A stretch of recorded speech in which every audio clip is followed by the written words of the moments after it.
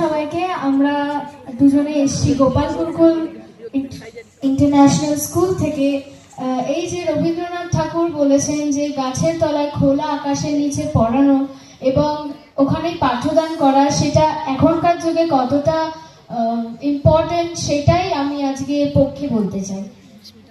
প্রকৃতির সঙ্গে পড়াশোনা করলে ছাত্রছাত্রীদের মন এবং শারীরিক অনেক সুবিধা হয় এবং যখন প্রকৃতির সঙ্গে আমরা পড়াশোনা করি তখন আমাদের একঘেয়েমি দূর হয়ে শিক্ষার প্রতি আগ্রহ বেড়ে যায় এবং একটা জিনিসের মধ্যে আমরা ভালোভাবে মনোযোগ দিতে পারি।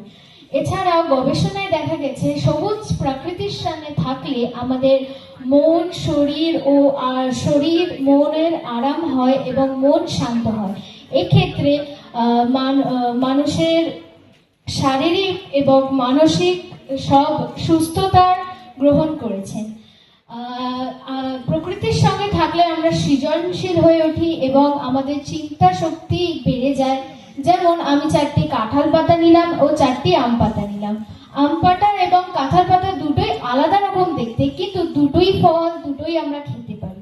কিন্তু আমরা এটাই বলতে পারি যে গঠনগত দিক থেকে কাঁঠালও আলাদা রকম দেখতে এবং গঠনগত দিক থেকে আমও আলাদা দেখতে। তাই জন্য তাদের গঠনগত হিসাবে কাঁঠাল পাতাটিও আলাদা এবং আম পাতাটিও আলাদা। এখন যদি আমরা এই 4 দেওয়ালের মধ্যে বসে বলতে পারি, একটা ছাত্রকে যদি আমরা বলতে বলি যে বাইরে একটা গাছ দেখিয়ে যদি আমরা বলতে পারি যে এটা কি গাছ, তারা একদমই বলতে পারবেন না। কারণ বাইরে যদি আমরা পড়াশোনা না করে ভিতরে একটা 4 দেওয়ালের মধ্যে বসে যদি আমরা এত পড়াশোনা করি, তবে আমরা কোনোদিনও বলতে পারবো না যে বাইরে ওটা কি গাছ আছে।